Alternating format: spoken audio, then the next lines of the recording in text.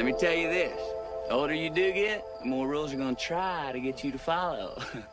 You just gotta keep living, man. Livin. Warriors Embracing the Hustle. A podcast that challenges your viewpoints and mental willingness.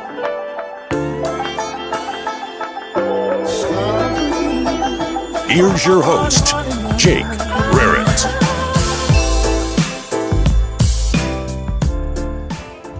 Alright guys, thank you for tuning in to this week's episode of Warriors Embracing the Hustle. This week we have on a reoccurring guest, Dan Pena, a comedian. What up? He's also a good friend of mine. So we decided it would be a good time to do a reoccurring episode here today. Dan's been putting in a lot of work. He's been doing a lot of stand-up and a couple other things we'll talk about. One thing that I did want to start off with here was you talked a little bit to me off the mic about how you started to get into a little bit of theater. How's that going for you, and is that something you're looking forward to here very soon? Oh, yeah, and I got my entire start doing theater. Okay. And I'm actually a part of an acting troupe out here in Los Angeles and called LA Troupe.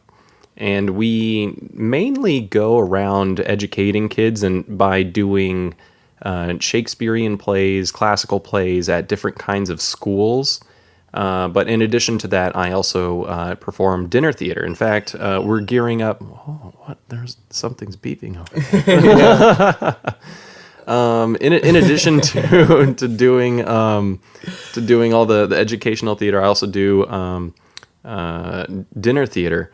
And we're actually gearing up for something called a Dickens dinner, where we're going to be performing at Lowry's Prime Rib right off of La Cienega for the seasons. Okay. For the holidays is what I mean. And then also the Tam O'Shanter in Los Feliz.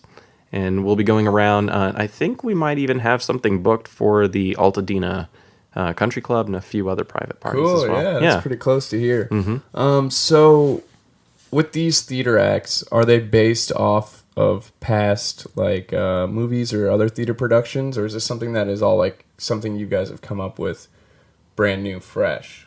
Well, in terms of the educational theater, it's all pretty much just Shakespeare abridged, because you have to get like something, as dense as Shakespeare and condense it down into about 45 minutes, because that's all you really have the kids for. In terms of the dinner theater, those have been adaptations done by the artistic director. And so a lot of those, we just perform all over the city, whoever will have us. Right. And how did you initially get started doing this? I was filming a movie with the artistic director, and I had to play somebody that had an affliction where they only spoke in Middle English iambic pentameter, which is the language of Shakespeare. And she was my boss trying to hire me for like a regular job. And so I'm classically trained in Shakespeare, so I was able to really adapt to that. And so when she said, "Hey, we'd love to have you come out and audition," I leapt at the opportunity to get paid to do theater. So right. Yeah. And how long have you been doing this now? I've been doing this for about 7 years now. Okay, cool. So we might have talked a little bit about some of this stuff initially on the first podcast, but I want to go over it because the first episode with Dan was my first live episode ever, video episode. So we got a couple hiccups. So now I got it all figured out, guys. So this one will be good to go. But when did you initially move to Los Angeles? I moved out here in 2009. 2009, Yeah. okay. I was just right off the heels of filming a Western feature in Pennsylvania and got my Screen Actors Guild card by working on several TV productions. I was Hazel's boyfriend for an episode of Gossip Girl. Okay. And so I joined the union, and the entire economy was doing great in September 2008. And so around October 2008, everything tanked, but it hadn't yet affected me. And so I just was like, hey, in January 2009, I'm going to move out to Los Angeles because I'm hot shit. You know, as soon as I step off the plane, someone's going to hand me a script and say, yeah, hired. And so I learned the hard way that that's not how things happen. Right. Yeah. So you've been out here about 9 years now, then, if my math is correct, right? Yeah. So after being out here for 2 years, you went into the theater direction. And you said that it was just kind of someone that you worked with that liked you. But was that something that you initially thought of doing when you were moving out here? Did you think theater was going to be something you would do? Or was it more acting into comedy, or what did you initially think you were moving out here for? Oh, I thought I was moving out here to become a movie star. Okay. Because I had some success in New York City for film and television. And so when I moved out here, I thought I could continue that. I already got myself an agent and got squared away. And to be honest, the theater thing I didn't see coming because LA's not a very big theater town, Right. You know, and I wasn't really having a lot of luck with theater in New York, so I just kind of figured, you know, it would be an easier transition to just stick to film. Right. But I'm the kind of guy that takes whatever opportunity comes his way. Oh yeah. And Most so definitely. you know, when someone's like, "Hey, we're gonna pay you some good money," yep. you know, I'm like, okay, yeah. Especially if it's something that, I mean, you probably did it as a kid in high school, where you were involved in theater and drama a little bit. Yes. In fact, I've been doing theater since I was 3 years old. Okay. But one of my most memorable roles, they really wanted me to be in the Jungle Book, but there wasn't a part for me.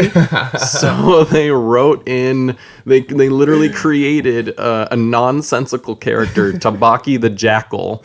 And so I was best friends with Shere Khan, and I would just randomly show up in scenes to give him counsel and be like, man, you need to kill that boy Mowgli. You know? It made like no sense. And it was such a shitty production of Jungle Book. They got the song "Leader of the Pack," you know. Yeah. And they would play that song, and the younger wolves would sing that about the father wolf, and be like, the leader of the pack. And in the song, whenever they go, the leader of the pack, it goes boom, boom, you know, with like the motorcycle, boom. Right. And so I remember they wanted to cover that up because it wouldn't make sense. So they edited in a but they didn't get rid of like the muffler sound. So it'd be like the leader of the pack. It was so dumb. Oh man, that's awesome. So you've been around theater for a long time. It's something that you love to do. So kind of moving a little bit away from that, are you still working on your comedy a little bit? Are you out there doing spots? Oh yeah, I'm. In fact, I've got so many gigs going on right now. My manager has to tell me, hey, you got a show going on today, or you're going to it, right? Yeah. Which is kind of cool, you know. I should get better about, you know, my schedule, but it's great to be working as much as I am. In fact, not only do I perform as like my regular self, but I also have like a character persona that I go up and do that people really seem to enjoy, which is pretty cool. So it's almost like, you know, Andy Kaufman's Tony Clifton, so to speak. Yeah. So speaking off of that a little bit, so nobody knows who your like second persona is, huh? Yeah, I would say about a solid like inner circle 5 people, including yourself. Right. You know about this persona. Yeah. Yeah, and how did you originally come up with this idea? I was at home talking to my girlfriend, and I was a little blazing up. Tore up a little bit. Yeah, I was ripped. And the idea came to me. I was like, what if I could go up on stage and just, you know, be myself, you know, so to speak. Like, I'm not necessarily on like a lot of comics can be. And if I bomb, no one would know it was me.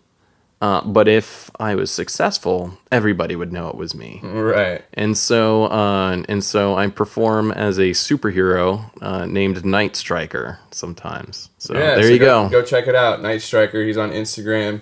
He's got a couple clips and pictures up. So check that out. It's pretty cool that you're able to do that. You customize and built the whole outfit yourself. Oh, absolutely, yeah. Nice. Yeah, it was like almost $1,000 putting that entire thing together. Yeah. So it turns out you don't need to be Tony Stark or Bruce Wayne with billions of dollars. You just need to have a tax refund and be really high. Just wander yourself onto eBay and just buy shit. And 2 weeks later, stuff shows up at your door, and you're like, I guess this is my life now. That's awesome, man. So You've done a lot of work with stand-up comedy and different things like that. I've noticed you've produced a couple shows here. What would you say your next move would be as a comic? Are you looking to start headlining a lot more? Are you looking to get a special? What do you think would be your best next move? Honestly, I think all that stuff is really great, and I would love to do that. I think that's most people's end game. I think the real end game would be to have a sitcom on television and then segue into movies. However, I think the most practical next step is putting together the 2 tours, and my manager's working really hard on this right now. We're trying to get together for a London tour. And an East Coast tour, which really should be going down both in 2019. That would be really cool, man. Have you ever done any touring work, or just mostly kind of where you were living at the time? I've done touring work. In fact, earlier this year, I toured Japan, which was pretty cool. Right. And that one I put together myself. Right. And so, which actually helped get me my manager, because she was like, oh, wow, this guy is really diligent in putting together, he's a go-getter. He's overseas putting in work, boy. Yeah. He's a warrior embracing the hustle. Exactly.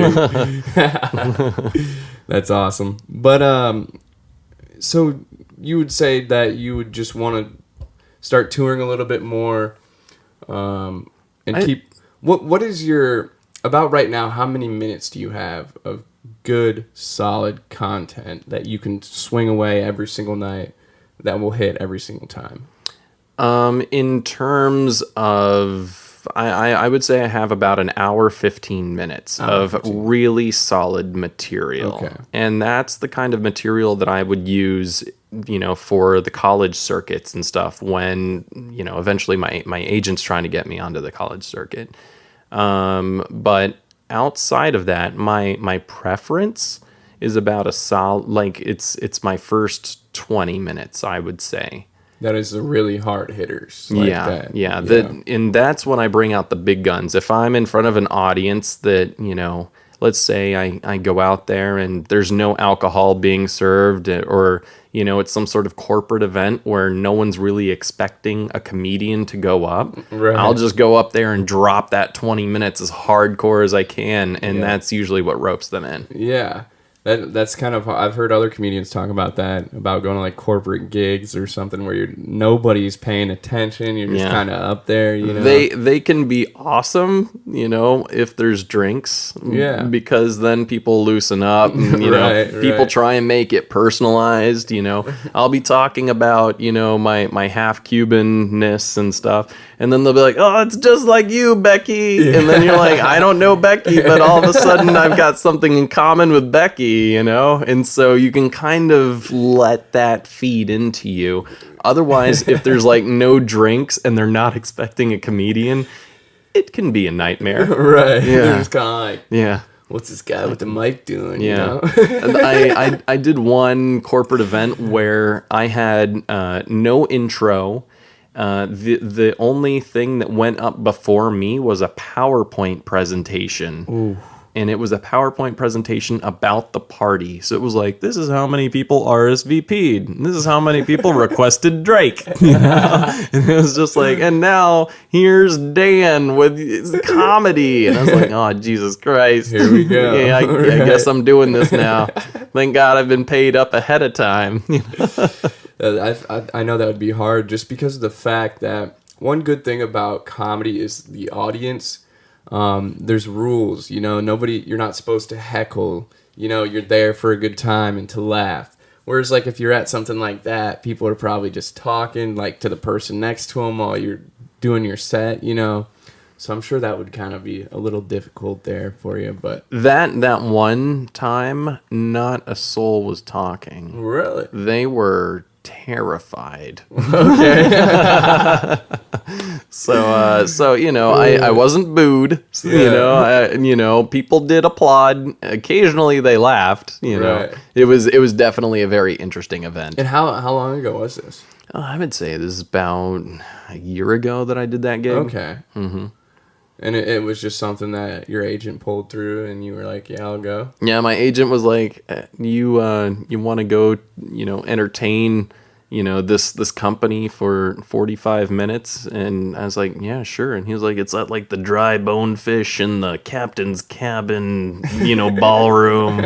It was like some seafood restaurant, you know. It was like kids, you know, like with like the lobster bibs and everything, and you know, it was definitely an interesting time. And I must have filled up on crab legs that night. Right. It was like, I'm getting mine, you know. Right, exactly. That's awesome. So that's one thing that I've heard a lot of other comedians talk about is kind of like the different atmospheres that you've done comedy at. And what would you say is like the best venue that you've done comedy at? The best venue that I did comedy at was probably at Broadway Comedy Club in New York City. Okay. I was on a smaller stage, and it was very intimate. And having my education and some of my roots over in New York City, I had such an awesome turnout. Like I had like 50 of my friends all show up, Cool. you know, to that one show, and so that was probably what made it that much more special for me. Right. Because I wasn't just in front of a room full of strangers. I was in front of a room full of people that I hadn't seen in years. Right. So and you that kind was- of had that connection with them as well. So like, Yeah. I don't know if you like based your set off of that. Did you do any of that, or was it just kind of like they knew, like, the story behind some of the sets that you were saying? Both, yeah. Okay. So I tailored it to the event as well as brought up I mean, what you want to do whenever you perform at any kind of town or venue is you want to have like a common knowledge thing that you can reference. Right. And so you just try and pick off of, you know, something that everybody knows. So in particular, in New York City, there was this guy named Dr. Zizmore, Dr. Z, that was like a facial, he was a dermatologist for your, you know, just the face, only the face. Yeah. And he like did chemical peels and stuff. And Dr. Z was all over the subways, you know. And so now I think it's this guy named Jared or something that commutes to like Long Island. He's like the new face of the subway. Not Subway, Jared. No. That guy is the face of jail. That guy's the face of jail. Wrong Subway. Yeah. Huh? And so, yeah, these guys, you could just kind of riff off of that, and everyone's like, ha ha ha ha ha. There's Right. also a guy named Dan Smith that teaches like guitar lessons, you know, in New York City, and his posters are everywhere. So you can always make a reference to that, and people will laugh anytime because it's specific to them. Right. They relate to it very well. Yeah. Yeah, I've noticed that a couple times with other people's, even specials. People shoot their specials in certain cities they have connections to. Yeah. Because of that aspect. They can kind of relate to the guests really well. And when you relate to the guests really well, you get a lot of laughs, which also helps with the people at home watching, because laughter is just contagious. You know, like if you see a whole crowd laughing, and most of the time it is pretty damn funny, but it's going to make it that much funnier, you know. So going off of the best place that you've done comedy, What would you say some of the worst venues you've gone to? Oh my God, I performed in like what appeared to be like a ballet studio because there's like bars on the walls, for like dancers, and there's mirrors everywhere. Oh God. And so as a result, like the audience is looking at you, looking at them in the mirrors, and they could see every angle of me. Yeah. And there was, because the light was on me, it was also reflected off of the mirror and spilled out onto the audience. So it was like a completely lit room, and everyone was just really inhibited. Yeah. And so I got them in the end. I finally nailed it, Yeah. But it was a rough start because it's just like, whoa, here we go. I can't imagine. Yeah. Because I've also heard of people like having certain reference points that they look at like with their eyes. Mm-hmm. Like some people look above the heads, so you don't have to make eye contact. I've also heard other people looking directly into like individual people's eyes. So what do you like to do when you're like working the crowd a little bit? I scan the audience, and even if I don't look someone directly in the eyes, I'll pick a spot like next to them or whatever, so they don't feel as inhibited. But yeah, I'll try as best I can to like pick people out of the audience and speak directly to them when I deliver my jokes. So that way, I guess that's the trick, because everybody then feels, even if you weren't looked directly at, it still feels as if you were spoken to directly. Exactly, and it keeps people involved and engaged. Mm-hmm. Yeah, that's pretty good, man. And going off of that kind of like talking about advice or like what you do, did you take classes initially when you came out here? Oh yeah. I took classes over at the Groundlings for improv. Okay. And went through that entire thing, and then I started taking classes on a dare. Someone dared me to do stand up. And so I was like, okay, sure, I guess. And so, and I was like, I'm not just gonna willy nilly like show up on stage and just start talking about stupid shit. Random shit, yeah. Yeah, I've done that before. I want to say in like 2002, and I only got like 3 laughs and then like 5 minutes of silence. And so I was like, if I'm gonna do this, I'm gonna do it right. So I took the classes. And then we had a showcase, and someone from the Comedy Store happened to be in the audience, and they're like, you want to perform on the same stage as Robin Williams and Richard Pryor? And I was like, yes. Yeah. Yes, I do. That's a dream of mine, sir. and so within just a matter of months, I was performing on the main stage over there, which was pretty awesome. Yeah, that's really cool, man. Yeah. So me and you actually went to the Comedy Store not too long ago. Oh yeah, we saw Theo Von. Yeah, Theo Von, my favorite comedian. The best thing about the Comedy Store that I think that I witnessed from that night was the amount of talent that's there, for one, and for two, kind of like the pop-ins that they do. Like we paid for the belly room, which is the smallest room, the cheapest tickets, and Bill Burr, Tony Hinchcliffe. I'm trying to think. Obviously, Theo was there. Theo. Yeah. Some of the biggest names in comedy just popped in. Just dropped in and did their sets, and I think that's what makes that place so cool, is that it's kind of just like a community. Like people are just working and just like to put work out there. So I would advise any of you guys listening, if you are into comedy, go check that out. I was pretty blown away the first time we ever went. That was really cool. And I actually haven't even told anybody this. I might have told you this, but I haven't. This is the first time I'm saying it, I guess publicly, is as of 2019, I'm going to start producing shows over at the Comedy Store as well. That's awesome, man. Yeah, congrats. Really excited. Excited. That's in my eyes, that's the top tier of comedy. Yeah. Is the Comedy Store.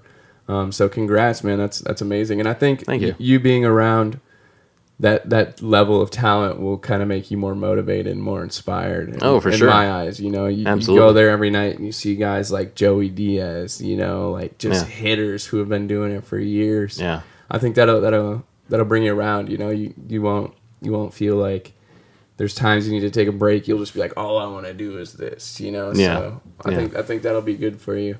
Yeah, so kind of moving on from that a little bit. One thing that Dan does is he has this, he called it Dan's History Month, correct? Yeah, Dan's Dan History Month, yeah.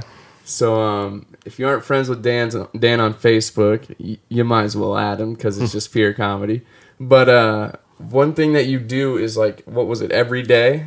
It was about every day. Yeah, every day you would drop like a past memory, you would say, a past memory of something that happened in your life. Yeah, so in September, my birth month, I used to get really down about the fact that I was like getting older because, you always compare years to previous years and be like, what did I do this year? Like, did I waste it?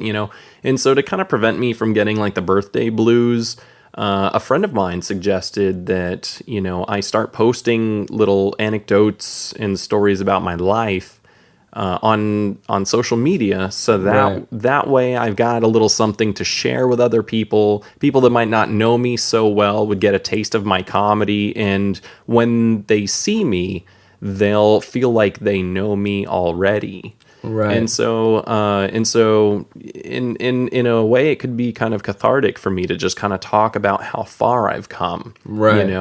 Kind of looking back.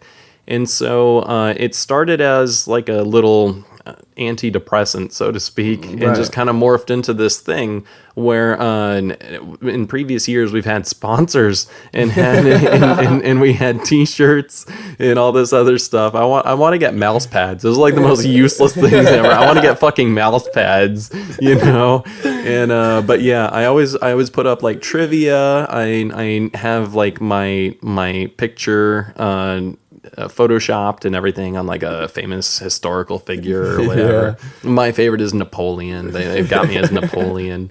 And so one of the stories, one of the most responded to this year was the time that I got like crossfaded at this karaoke bar in New York City.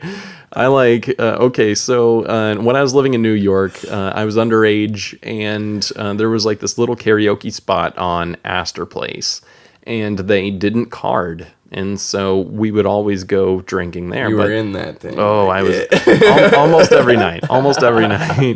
And one particular night, I was like, I'm gonna get really ripped. So like I drank copious amounts of alcohol before I went there, and then I smoked up, and then I like polished off another pitcher of like Sapporo, and I ended up allegedly. This is what I was told. I blacked out. Allegedly. I fucking blacked out. But my roommate who were with me at the time were like, dude, what was up last night? And I was like, I don't know, you tell me, man. He's like, well, dude, you were underneath one of the booths at the karaoke bar, and you wouldn't let anyone sit down unless they made an appointment. My God. And so I was like hiding under there like a little troll asking for toll, and like people would sit down, I'd chase them away, and I guess like they called management, and so I like they tried to throw me out, but I like ran and hid in the restroom or something like that, and then came back and hid under the same booth. And then apparently I got so bored waiting for someone to sit down that I passed out under the booth. And then like some lady like slid into the booth and was like there with like her boyfriend or whatever. I ended up waking up and then was like, oh yeah, I'm here doing this. Right. And so I like grabbed her ankle, she screams, kicks me in the face, and then before you know it, I just wake up the next morning with like a bruised eye and nose. Shiner, yeah. That's awesome, man. Yeah. That's... I go fucking hard. Yeah. You can say that again. That's hilarious. No, man, I think what's also good about that Dan History Month is maybe it can help you work out some bits, maybe. For sure. Like as you're typing it out, you're like, oh, this is fucking hilarious, or like. In fact, kind of the opposite happens with Dan History Month, because when I do stand-up comedy, when I'm standing up there, it's all about brevity. Everything has to be fast, concise, because you want to get to the next joke, and you want to get to the next. You got to keep feeding them. Okay. And so it's joke. Right. When it's Dan History Month, it's a way for me to go into a more of like a story mode. In depth. Yeah. And so it's not joke, because there's a lot of setup. You got to know who I am am, where I'm coming from, and all that other stuff. So there's a lot of piping that goes into the exposition for Dan History Month stories. And is it, when you do it, you said you've been doing it for a couple of years now, right? Yeah, about 8 years. Yeah. Oh, okay. Wow, you've been doing it for quite a while. And Yeah. is it mostly a lot of the same stories? Yeah, I would say about 50% of them Okay. are old stories. There was a time I was chased around by horses and a turkey came up and saved me.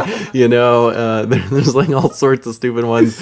I got really fucking blackout drunk over at Chateau Marmont and ended up booting on the in a pint glass and got kicked out, and I totally disgusted Holly Madison from the girls next door. She was just off the heels of dating Hugh Hefner at the time, and was newly single. Was you're hot, into my pint glass. And everyone's why are you booting in the pint glass? I'm so it's less of a cleanup, Yeah, I got thrown out on that. Yeah, it's all sorts of crazy shenanigans I've had. That's pretty awesome, man. I loved reading those, and I enjoyed reading those. Thanks, man. Pretty awesome. And it's cool for people like me who kind of just met you in the past couple of years, kind of see a little bit of the side of you when you were younger, the crazier side of Dan.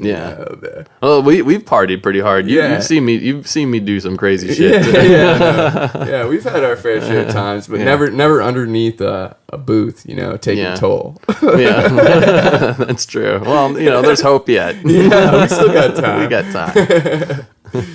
Yeah, that's awesome, man. So, going on from that, one thing that I kind of like to do with my podcast is take questions. This week I was kind of slacking a little bit, did a little bit of short notice, but we still have a couple questions. Dan got a couple questions from his supporters, so I'd say right now would be a good time. We could take a couple questions For sure. and kind of just, you can answer them. I'll kind of give my type little answer off of that, depending on what the question is, and we'll go from there. I've got one question from Annie in Los Angeles. Have you ever seen a ghost? Would you want to be a ghost? Ooh. That's a good one. Do you want to answer this one, or? Yeah, I'll answer this one, and we can both riff off of it. Sure. How about that? Sounds good. We'll both riff off the questions, depending on what it is. If it's about comedy, obviously I can't answer. But have I ever seen a ghost? I don't think I've directly seen a ghost. I have definitely felt some weird spirits. I've seen things shake a little bit in the distance. When we were younger too, I think a little bit might have been self-created. Mm-hmm. I was Yeah. oh, the wind's blowing a little too hard. Yeah. But I don't think I've actually directly seen an act of a ghost. And do I believe in ghosts? Yes, I most definitely believe in ghosts. Just because of I don't know exactly why, but would you want to be a ghost? Would I want to be a ghost? I think I would want to be a ghost for the one reason that I could get across town without this damn traffic. Oh yeah, dude, I would want to be a ghost just so I could just a perv out on hot chicks. Oh, okay. Just standing there yeah, you're doing your thing, just be complete fucking creep, But it's not like they could do anything because I'm a fucking ghost. You know what I'm saying? It's not like I can't even touch myself because I'm a ghost. You know what I'm saying? But I would just observe and be a fucking perv. Oh my god. Yeah, you do like that, don't you? Yeah. Let me help you wash your hair. I could have sworn someone was in the shower with me. Yeah, I mean, I don't know about the whole thing of being invisible, and I've kind of had questions like that in the past where it's would you rather be invisible or run 90 mile an hour? And Yeah. it's okay, well, invisible is cool. To be a ghost would be cool. But at a certain point, I think I want my presence to be known. Yeah. if I'm just like creeping around the corner every day, like you said, you know, just kind of like creeping, I'd feel like, just creeping. What the fuck's the point here? You know, like I can creep, but then what? Yeah, you know? then what? Then you get bored of creeping. Yeah. No, on a more I wouldn't creep because I'm not a creep, but but in a more honest answer, I think would be I think it would be kind of cool to know people's secrets. Yeah, you know, like cool. so if someone's like, I was late because of traffic, I could be like, that you, dude bitch. that dude was flossing his teeth for too damn long, you know? Like, that's why that dude is late. You know, like stupid shit like that. I would just enjoy people's secrets. Right, yeah. Like, this chick doesn't know she's being cheated on. Yeah. But I know Ghost Dan knows. I think some of that would eat me up though a little bit, you know, if I just kind of like knew everything, and then I'd be like, ooh, you know, like this is kind of bad for this person. Yeah, but it's like watching a soap opera, but you're inside the soap opera still watching. You can't touch or do anything, but it's like popcorn. You know, you're like that Michael Jackson meme. You know, see how this plays out. Yeah, exactly. All right, you got it? You got any more questions over there? Yeah, it was. Do you try jokes out on people? Okay, yeah. So you can all the time. riff off that all the time. Yeah. In fact, I tried out almost an entire set, you know, on my friends the other day and bombed horribly. And so it's kind of do you want to hear it? I still think it's hilarious. Yeah, if you want to put it out there, let's do it. Yeah. The set is I think every basketball team would be made better if they put the word butt in front of their name. So like the Butt Nuggets, the Butt Magic, the Butt Wizards, the Butt Jazz, the Butt Raptors, the Butt Thunder, you know, the Butt Sonics. Yeah, see, this is why it doesn't work so well. Yeah. The Butt Rockets. After you give so many examples, they're like, what? The Butt Warriors. You know? So like, yeah. There's a few where it doesn't work out, like there's someone I'm sure watching that just like, it doesn't work for the butt nets, yeah, you know, like the butt pelicans. Yeah, like it doesn't work as much. I mean, it works for a lot of football teams too, like the butt Cowboys, the butt Buccaneers, you know, the butt Rams, the butt Packers. That's my favorite one, the butt Packers. Yeah, I think you could work something out with that. Yeah, I think you could. You could definitely the Butt Raiders clean that up a little bit into like find out the exact ones that work, you know, and then just like throw a couple little loose ones out there, and then just hit them with like the Butt Packers. And people are like, what? Yeah. Yeah, that's funny. Yeah, so I mean, I think also too, like the first couple times that I met you, I don't know if it was intentional you trying your jokes on me, but you just start telling a story. Yeah. And it would kind of like rift off of into like you like almost like telling a set to me, you know, like you'd be telling a story and I'd just be dying, dude. I don't even remember like the exact story, but it would just be like I'd be dying. And I think that's kind of cool. I don't know because I'm not a comedian, but I think it'd be cool to kind of like see someone's reaction when it's like an intimate conversation, like just me and you. Yeah. And if you got me dying, think about like if you could control a room, you know, like hell yeah, you know, like that'd be a good bit to go on with. Yeah. So I think that is a good tactic to try your jokes before you. Yeah, honestly. and then I polish them up, and then once I feel comfortable, once they're nicely polished, I'll show them to some of my other comic friends.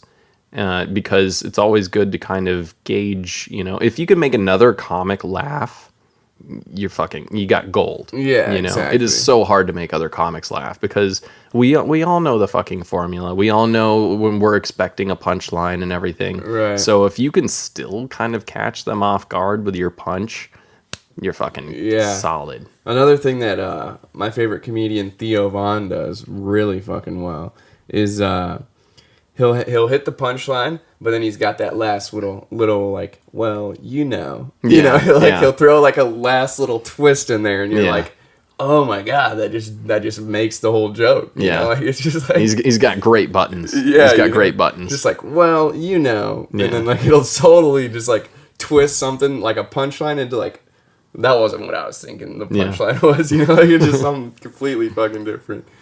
So, yeah, not to fanboy out much on Theo, but... He's pretty dope. He's one of my favorites, really easily. Good dude, and I would say that at the point where he is now, he's pretty well known around the area and to people who are into the podcasting kind of community, because he has his own podcast and he's been on some pretty highly known podcasts. But I think he's still up and coming. Absolutely. I think he's going to have some pretty good specials come out. I think he's going to probably get on a couple sitcoms. I mean, he's been on a couple sitcoms already, but I think he'll definitely keep working up from there. So. Yeah, he's close to that finish line of striking gold. Right. You know, like and just really breaking out. I could see him in movies. Right. You know, I think even like in the past year or so, he just started becoming a regular at the Comedy Store, or at least like a regular to where he's there almost every night. Yeah. You know, so I think a lot of other people have also said this as well, who are fans of comedy, that he is doing very well. And I don't know what it is about him that some people around here say it's like a southern, like his southern accent and like the stuff that he talks about is so like outlandish to LA because he's from Louisiana. So like talk about crazy stuff that happened down south, which you can kind of relate to. He's hilarious and just how he riffs. Yeah, I think that's it too. Yeah, he's a spectacular comedian. Yeah. He's really great.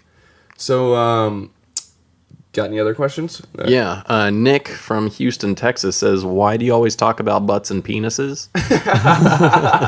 It's actually an interesting question. I grew up in a very, very Catholic family, and we were not allowed to talk about butts and penises. Yeah. And so one day I was in the car with my parents, and you know, I must have done something. I must have talked about my butt or my penis. I don't know. But like they were like, Daniel, don't talk about that. And in an act of defiance, I came up with the Butts and Penises song, which is butts and penises, penises and butts. What if you put a penis inside a butt? So ever since then, I've been talking about butts and penises in defiance of my parents. It doesn't. It could have been. They could have been like, never talk about gummy bears and gummy worms, and I probably would have had, But yeah. No, yeah, I think that a lot of that as a kid, when someone's like, "You can't do that," you're like, "Fuck it, you're gonna do it." Yeah, I want to try it. Yeah. But yeah, I think that's also. I also grew up in a very Catholic family as well. Okay. So I think that another thing that goes with like Catholic is like the quote unquote like sin. Everything's such a sin, and you're doing bad. I think that like that can bring a lot of anxiety for people. Especially when you're growing up and you don't really know what's right or wrong really, and if everything is wrong, then it's like, man, my whole life is wrong. What's going on? Yeah, it can bring a lot of anxiety and a little depression. That you're like, why am I always in the wrong? Why am It's just like it's a little bit difficult.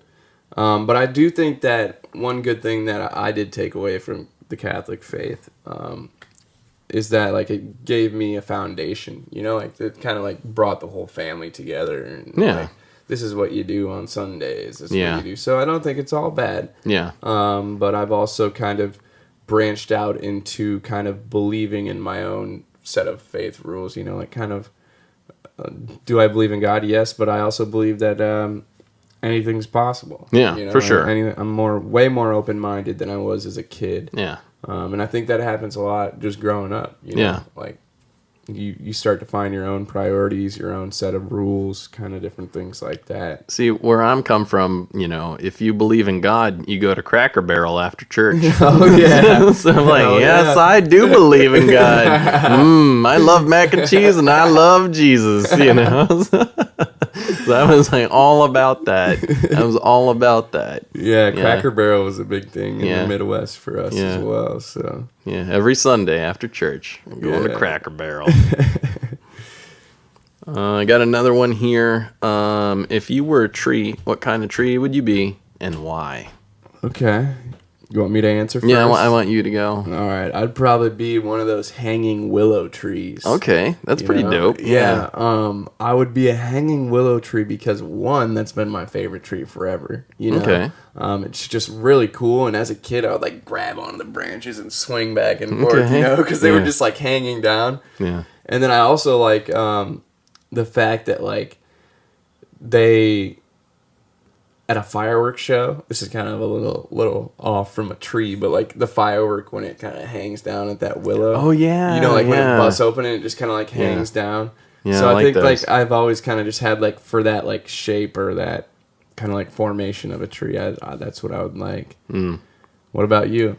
Man, that's a tough question. There's so many good trees to pick from. Yeah. I think I would want to be like a huge California redwood and be like, oh, I'm a big tree, But in all honesty, I would probably be something stupid like a gum tree, or like a cork tree, or something that no one respects, right? Like some stupid tree. Like Dan's a regular ass pine, but like I would want to be a cool tree, right? Or like one of those oaks that just like starts losing all of its skin. Yeah. What the fuck's wrong with this guy?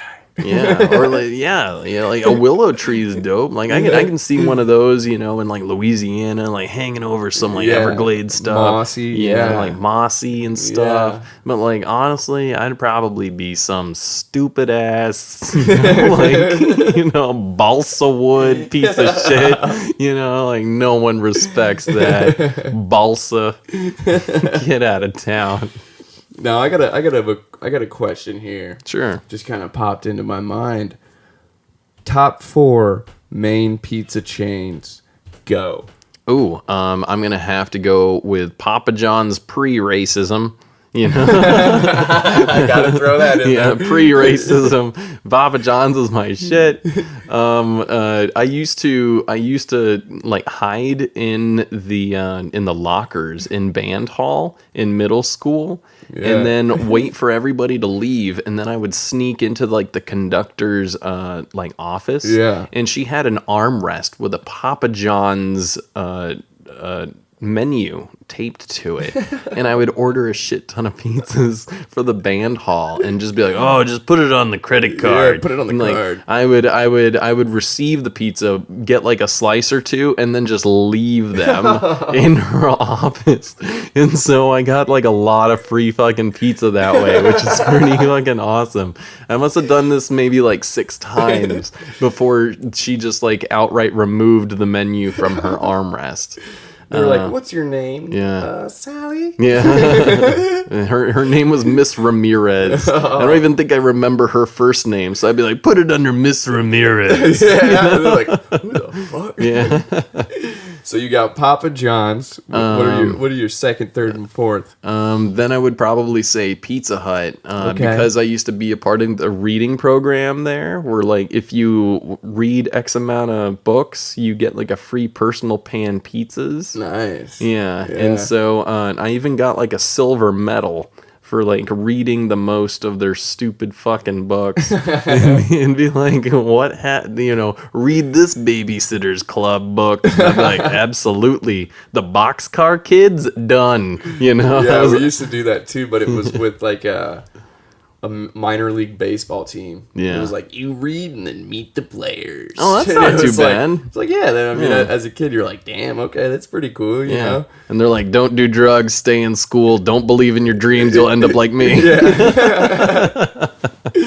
Yeah, that was pretty funny. So Pizza Hut as well, yeah, you see that classic red roof, that little hat roof, you're like, fuck, I'm stopping there, boy. Yeah. That nice crust. I was like barely alive when they were doing this, but they used to have like these rubber puppets that they would give out in like the really early 90s, like Beauty and the Beast and shit like that. And I think they had Land Before Time, like plastic puppets. That was my shit. Maybe a little before my time, but yeah. Yeah, no, I remember. But the thing about Pizza Hut is it's a real pizzeria because when you walk in, you can just like feel the grease. Yeah, yeah. Just like they wipe the tables down, but you can still like You still get a little bit extra of that grease. Yeah. All right, so you got Papa John's, Pizza Hut. Little Caesars is my third. Oh. Because I was, yeah, most people don't like Little Caesars, but they used to be the shit when I was a Boy Scout. People would be like, dude, we got ourselves a Bigfoot pizza from Little Caesars, and this thing was like 9 feet by 9 feet. But Yeah.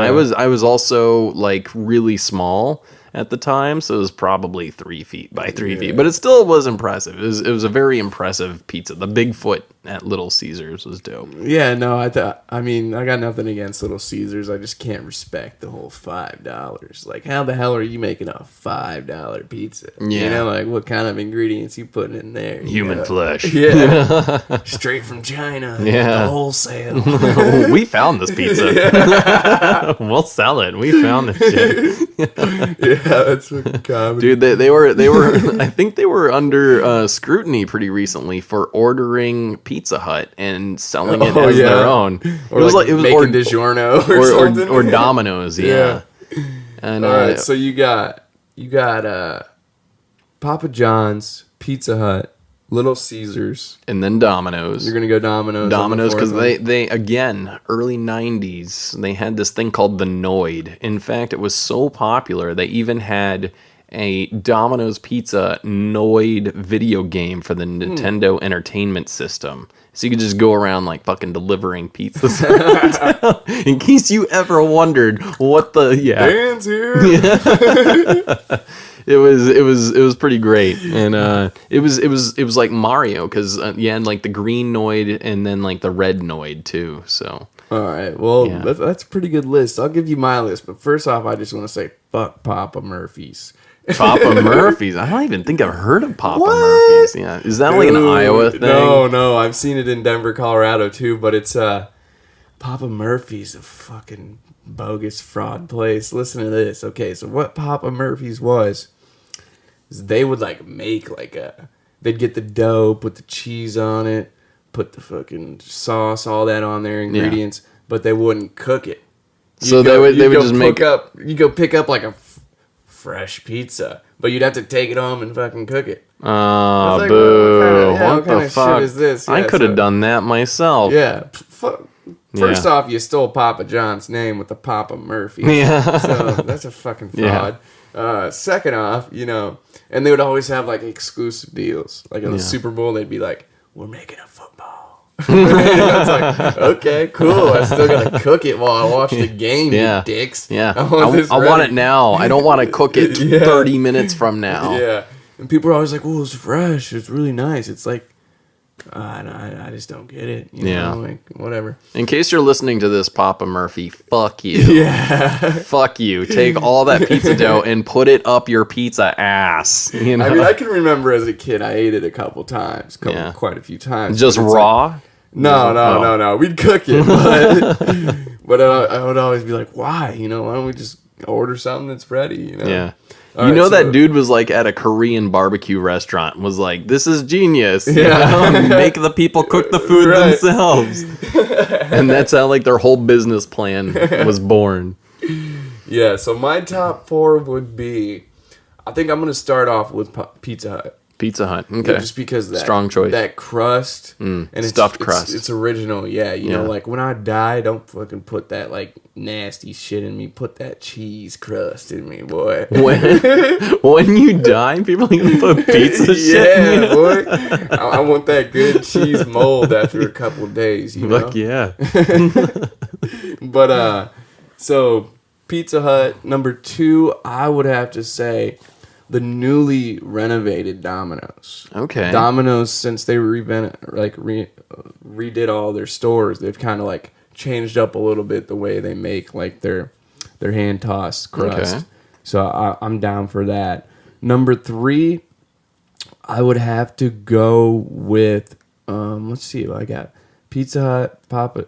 I would say Papa John's is pretty good too. Yeah. I would give Papa John's. I think the reason Pre-racism, right? Yeah, pre-racism. I think the reason why I like Papa John's so much is because as a kid at school, like whenever there was an event or something, that'd be like what they would order, kind of like what you were talking about. So, yeah, I think I just kind of got the natural taste for that, you know. Yeah. I actually haven't had Papa John's in a while. I wonder Yeah. what it's like after racism. Yeah. Post A racism. little extra sauce. Man, when I eat this pizza, I'm just angry at everybody. Just want to blame the world. Yeah, I'm trying to think. As my fourth, you know, I can't give it to Caesars. As much as I enjoyed it as a kid, that $5 just kind of blows me away. Spooks you. It's like Yeah. $5. What the hell? Yeah. What kind of sausage is this bullshit? It's made of cat. We found this pizza. Do you want it for $5? We're not going to eat it. Maybe you will. Oh, man. I'm trying to think. I don't know if I got a fourth or not. I don't know. You want to know what? It's not a chain, but I think the best pizza in the world is the Kitchen Italian Pizzeria and Cafe in Pasadena. I can second that, man. They are a sponsor, and they are fantastic, and we love them. Yeah, this got this a mean pizza deep down dish. there. They got a mean deep dish. One of the only deep dishes in town. I've heard that from a lot of people that they traveled miles and miles for this deep Absolutely. dish. People come from out of town Yeah, for their pizza. yeah, it's pretty good stuff from what I've heard. They also got a couple different styles of pizza down there. You know, check it out. They got some thin crust. It's not even thin crust. It's like some hand tossed. It's got a little thickness to it. It's pretty solid. Yeah. And then that Sicilian style too is some pretty good. That's a really thick crust. Yeah, if you're into that thick stuff. Yeah. That thick butt stuff. That's that's the way. I love thick butt stuff. I'm going to try the Sicilian. Can you imagine someone coming in just like, well, I like butt stuff. What do you have for butt stuff, people? Like, we heard this podcast. And, Yeah. no, but in all seriousness, yeah, if you guys are in the Pasadena, LA area, go check out the Kitchen Pasadena. It's a great place to go. Take your family there. Good atmosphere, good food. It's great for parties, too. Yeah, great for parties. Me and Dan like eating there. Beautiful place. Just check it out. But yeah, I don't know. I'm trying to think what a fourth could be for my all-around pizza chains. What else is there? You want to know what's written like outside of pizza chains, frozen pizza wise? I do like DiGiorno. Okay. But Tombstone's my jam. Yeah, I used to love my Tombstone. jam. All my friends would be like, "We're getting Jacks." You ever have Jacks? I've had Jacks. They're like really Jack. skinny. Yeah, and I'm like, dude, fuck that. You know, You need some Tombstone. Yeah, we need a little Tombstone, some thickness in our life. You know. No, yeah, that is true. All right, you got any more questions over there, or is that wrapping it up for your side of it? If you could have a beer with any porn star, who would it be? Well, and why? I guess we're just gonna pull out all my fantasies, huh?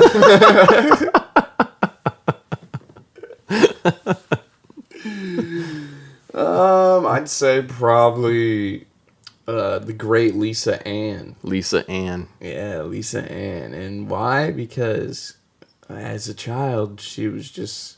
She made you a man. Yeah, she was just something else. I don't know. But you know what, man? I don't know. I just have a beer with them? I don't know.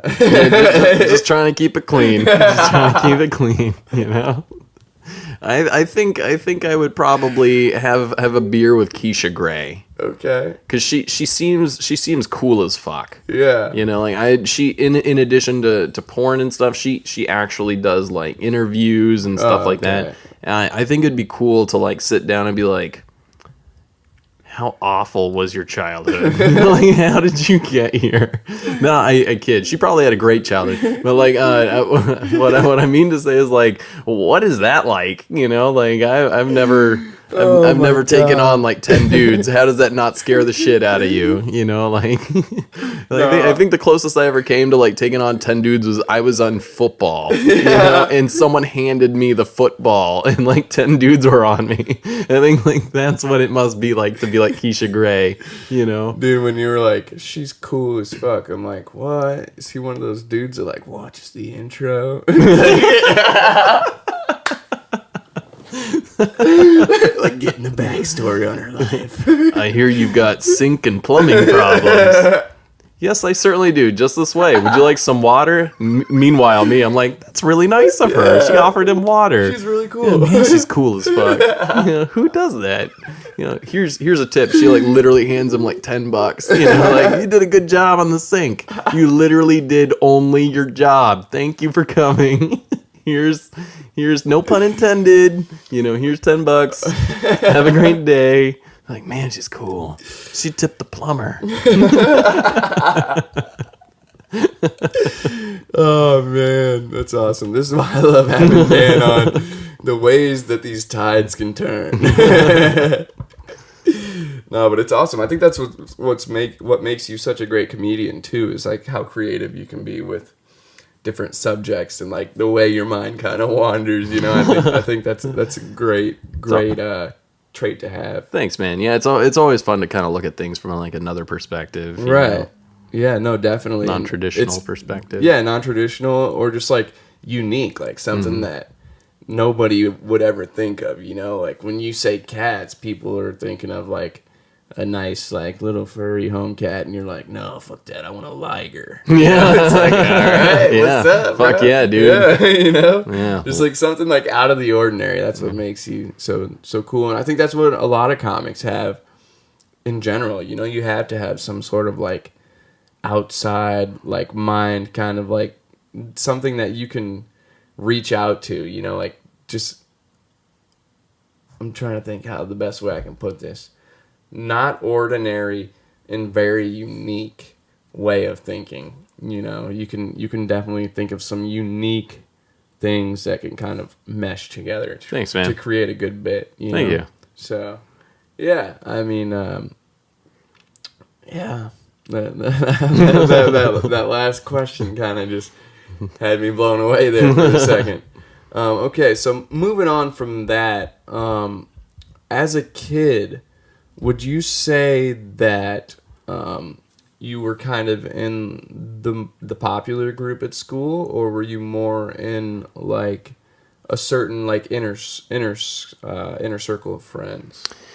Well, I had like my little inner circle of friends, Right. and I wasn't I was popular, but I wasn't a popular kid. If that makes any sense. You weren't like the top jock or like the quarterback, like type deal. Well, growing up, I had like my nice little tight knit circle of friends, but I was always doing plays, and I was a class clown, and just all around just like a really friendly guy. Okay. So even though I wasn't like one of the like snobby, like popular kids, and I didn't live in like Northgate, which was like the fancy area of town, excuse me, I was popular because I was very accessible and welcoming to everybody. Okay. And everyone knew who I was because I had like a class with like everybody. I was always like making jokes in class and getting in trouble for making jokes.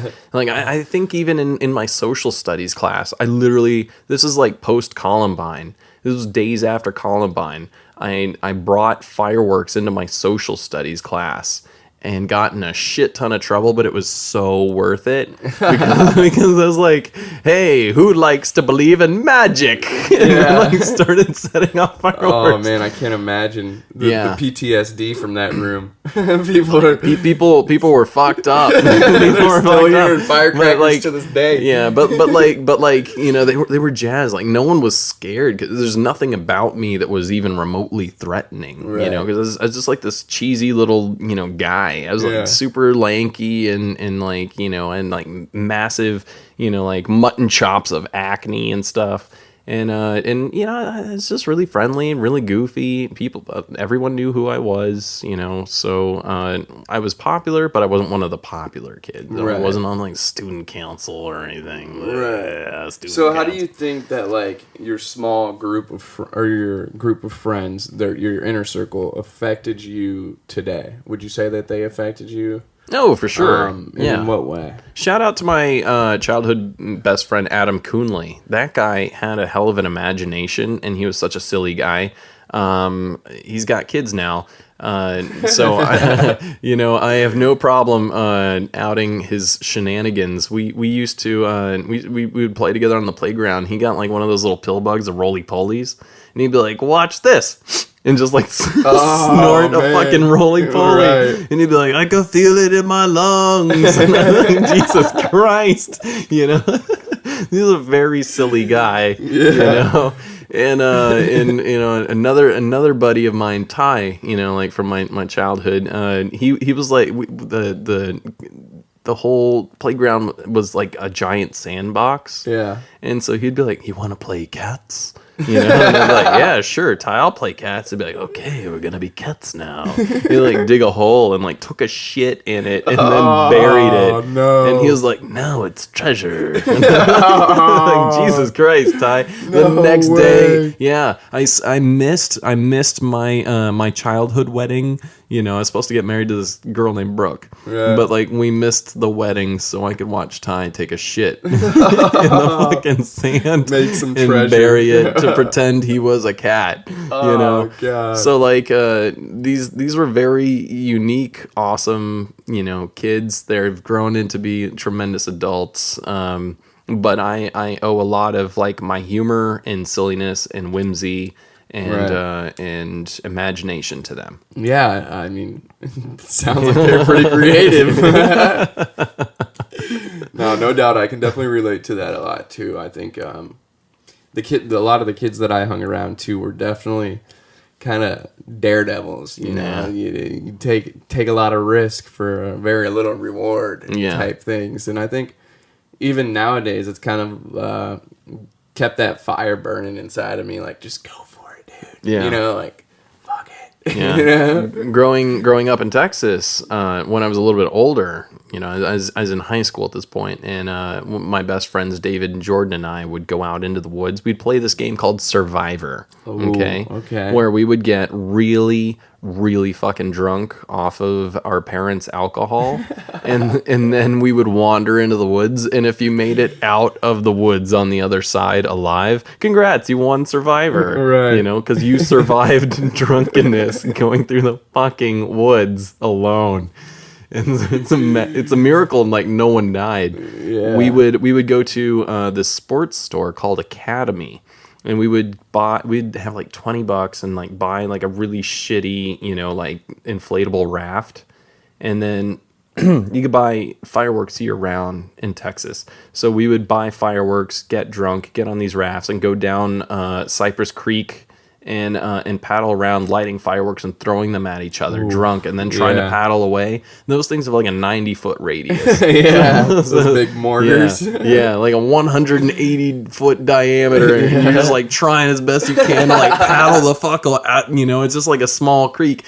So we used to do all sorts of cool shit. We'd like tie them onto rocks, light them, and throw them into the creek, and then you would see like the streaks of light under the water because they're waterproof. Yeah. And you just see like fish swimming the fuck out the way. Yeah. Like, oh my God, what is this? No, water moccasins and shit. It was pretty great. Yeah, it was a great remember challenge. we'd do something like there's like those Tomcat bottle rockets. Fuck yeah. Those things were waterproof too. You just like pew, and just like watch it like skid under the water. Yeah, that was pretty Bubble. Cool. I think one of the crazier things that we did with fireworks and water was when it was iced over.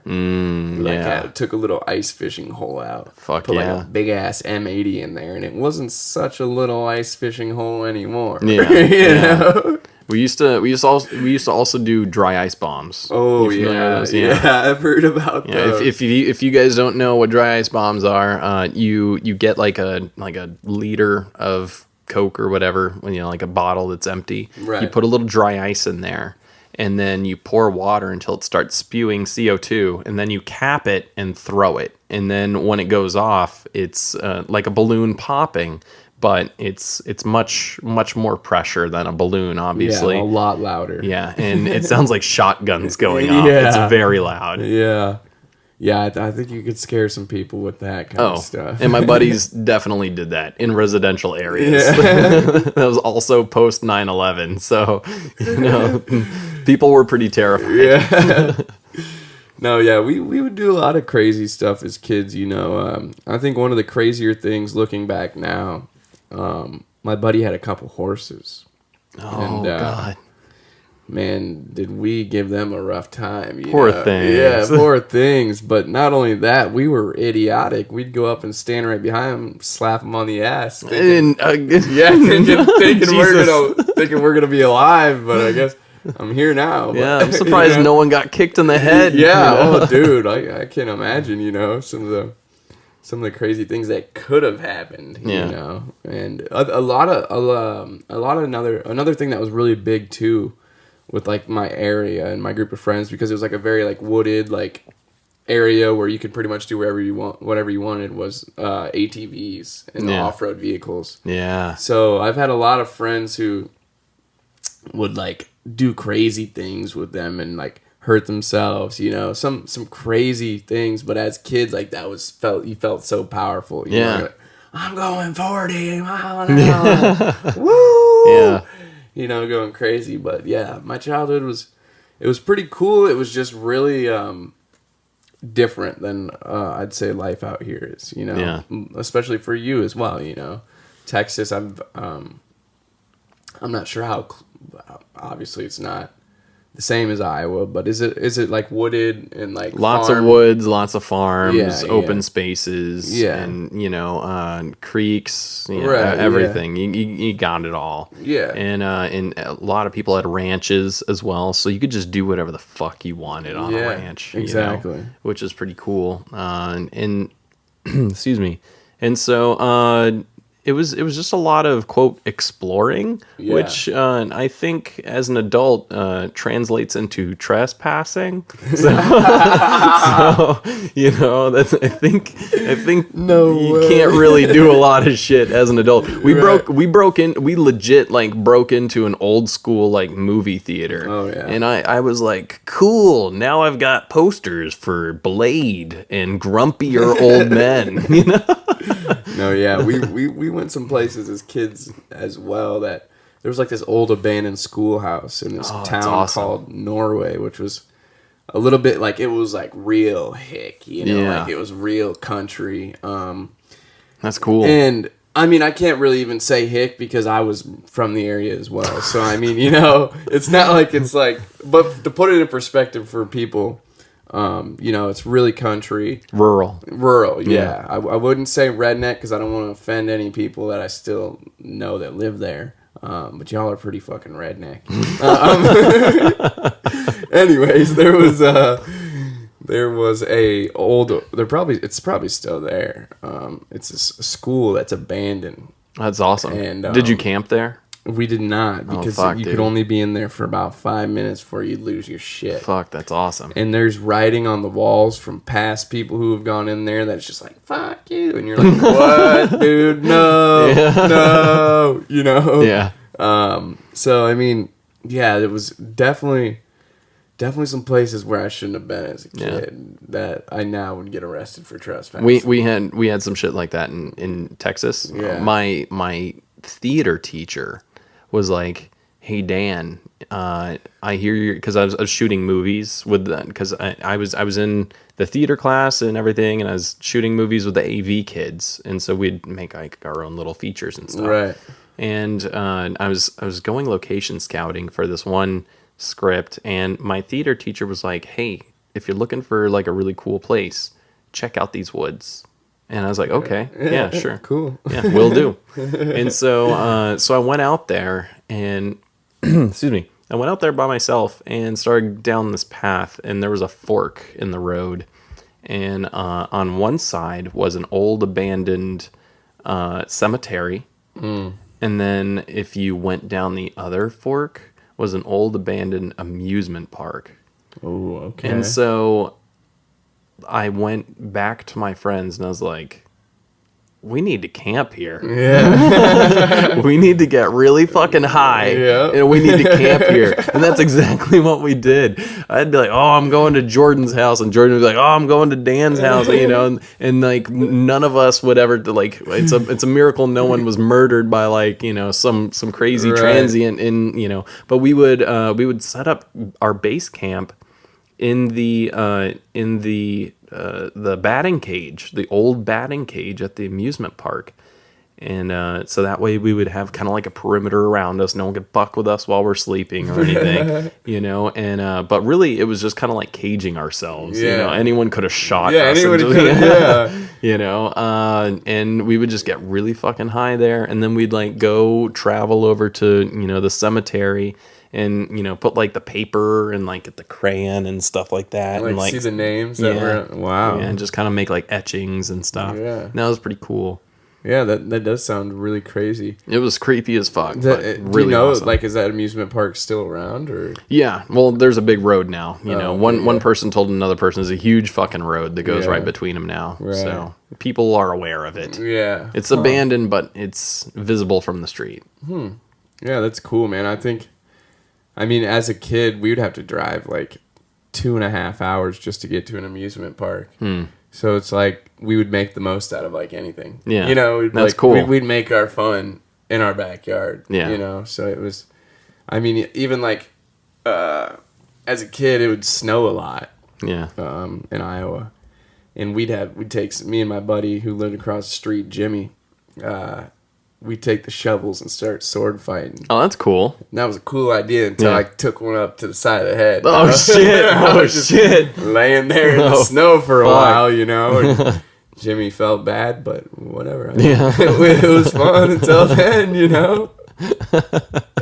We used to do a lot of dumb shit, too. Like, me and him would have I'm sorry for the animal activists out there, but we'd take tennis rackets and swing at bees. There'd be like big ass beehives right up front. Yeah. So we'd swing at the bees.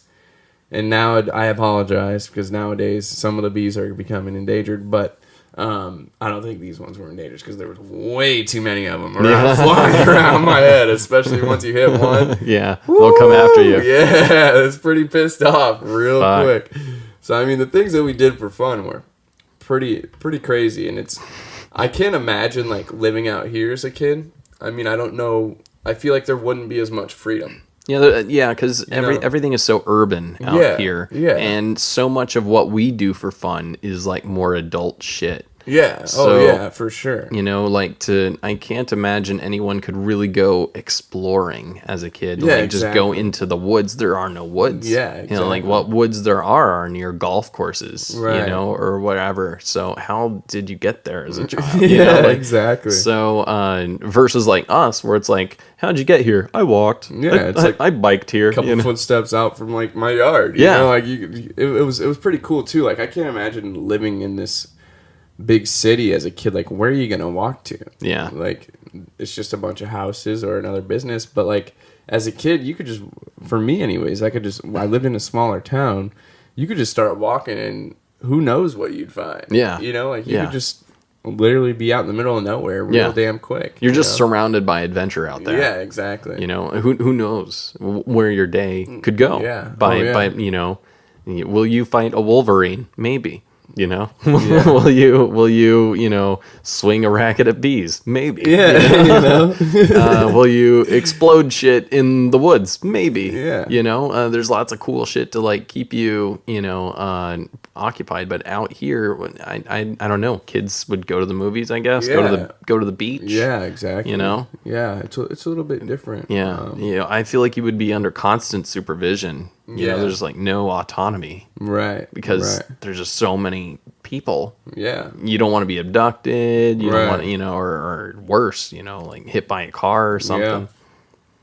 No, yeah. I guess that's about as bad as being abducted. No, yeah. I definitely found myself in a lot of different situations as a kid where I was like, well, you gotta figure out what to do now. You're by yourself, bud. You're out here fucking middle of nowhere. What do you do next? Dude, one time I went biking with my friends and we were in the woods and we left our bikes on one side and we had to go across this massive, like wide creek. Right. And there was maybe like a 1.5 foot, pipe that went from one side to the rest. So everybody just kind of like teeter-tottered like on the other side, just kind of like, tight-roped to the other side. And I was the one guy with the wet shoes and fucking slipped and was dangling like 40 feet up in the air with my arms draped over the side on this rusty shit. And I was like, somebody please like counterweight me, otherwise I'm gonna slip and die. Yeah. And so like, yeah, I obviously, you know, spoiler alert, I didn't die. Yeah. So I am here now. But that's the real survivor. Yeah, fuck yeah. That's actually, yes, that's why my shoes were wet. I like took a piss on my own shoes. So, I was really drunk at the time. It was just like, I thought I was like peeing on a tree. It wasn't a tree. It was my shoes. Oh man. All right, Dan. So we're gonna wrap this up a little bit here, but the last thing that I want to ask you is, what is your main goal? You kind of talked a little bit about touring, but besides touring, what is your main goal for 2019? And it could be about anything. Before you answer that, too, 2018 and a little bit of 2017, you lost 80 pounds, right? 75, yeah. Wow, so that's a huge congrats for me. Thank you. I applaud that. That is really good. It was kind of funny for me when I had you on the first time. I researched, and there was like videos of you back then. Yeah. And I was like, I don't think I know this guy. Yeah. Is this the right guy? You know, you look completely different. Yeah. So I applaud that. Thanks, man. That's really good. Yeah. I was like John Goodman size. I was a pretty hefty guy. Yeah, I mean, No disrespect to Mr. Goodman. I never witnessed you. I didn't know you back then, but you look good now. And so for 2019, what's a goal that you can make for yourself, or something you're trying to shoot for? Whether it be comedy, whether it be where you want to be in life. I just want to be a walking thirst trap. You know, I want to get so fucking yoked, you know, that like, you know, like how women think about Drake. This is the second time I've mentioned Drake. Drake, shout out to Drake, you know. You go, Drake. You go, man. I just want to get like so yoked that like, you know, and that women will love me and guys will hate me. Because I want women to be like, oh my gosh, like I want a poster of this guy, you know, and I want guys to be like, fuck Dan Pena, you know, he's silly, he makes a lot of money, he's fucking ripped, you know, and he's a nice guy, you know. I just want people to hate me. So, no, yeah, I've been working on getting more cut too. I think it's something that's nice too, especially once you lose a lot of weight. You know, you definitely want to like find a little bit of like texture or like toned up a little bit. You know, I think that'll help out with. So when you're at the beach, you know, you can just kind of be like, whoosh, take off the shirt and just go run a couple miles. Like, I brought the washboard. Yep. Yeah, dude. I'm hoping I can look something like Captain America by the end of May. Okay. Now, notice I said Captain America, not Thor or Hulk. I think Captain America has good definition. You know, Chris Evans has a, I would say, comparable body type to what I've got. Something that's achievable. I don't want to be like Zac Efron. No disrespect to Zac. That dude looks like Adonis. He's fucking really ripped. I don't want to be that yoked. I don't want to be Dwayne Johnson. Yeah. I want to have some nice definition. Right. Yeah, that's a good goal, man. Yeah. And as far as the comedy wise, are you going to continue to just keep doing sets and hopefully tour, like you said? Do you think that you should? I guess this is maybe a little bit out of reach. I'm not sure because I'm not into comedy. What would you think about making up a whole new hour? Oh, I would love to. That would be amazing. Yeah. Do you think that you would have the patience and the will to come up with a whole new hour? Absolutely, I could. Yeah. Good. Okay. Yeah. Yeah, I think that would be a good step. Just from my point of view, watching a lot of comedy, you know, after you use the same material for so long, it's nice to throw in a little bit of like new, hip, relevant stuff. You know? So, and a lot of what you've actually seen, because in Los Angeles, a lot of the comedy scene is mainly about 7 to about 20 minutes. Right. Is right, what yeah, you yeah. is what you Yep. typically get Yep. in LA. And so because of that, I almost always use the same like 7 to 20 minutes just talking about growing up half Cuban, what that was like and stuff, and just kind of making jokes at my own expense. Because even though I've been in the industry for a few years and as seasoned as I'm becoming, there's still very much of like a following that I'm trying to gather, and these jokes very much tell my tale of like who I am, my Right. perspective and things. Right. So for guys like yourself and me who have seen my sets a few times, it can seem redundant, Oh, you yeah, know. yeah. But there's almost always a new audience, Right, And so very true, that's yeah. that's why I typically use that set. And so when I write my new material, I'll make it into a sandwich. So I'll have really strong jokes up front, really strong jokes to end. And then all my new material I'll put in the middle, because almost no one really remembers like the middle of your set. They always remember how you made them feel when you came on stage, and they'll always remember what you left them with. Right. Okay. And so that's how I kind of test out my new material. No, yeah, that's great, man. Yeah, I think the sky's the limit if you can find the patience and the will to sit down and write, or you know, I think what's good too. Is podcasting is just like kind of having conversations, you know. Fuck yeah, dude. Think of the bits that like come out of it, and I think that's why a lot of the big comedians do it, is because they're just kind of like speaking their mind, and then like something will catch, and they're like, "Holy shit," you know, like I just made a bit right here. Yeah, you know. I think we saw a lot of that with Theo Vaughn too. Yeah, most definitely, and I kind of think. I don't know the guy personally, but I think he practices a lot of his bits as well. Like he'll like say something, and like if he just starts cracking up, like he knows like he knows he's got something. This shit's funny, you know. Like, Yeah. It'll just go like a random direction, and he'll start laughing.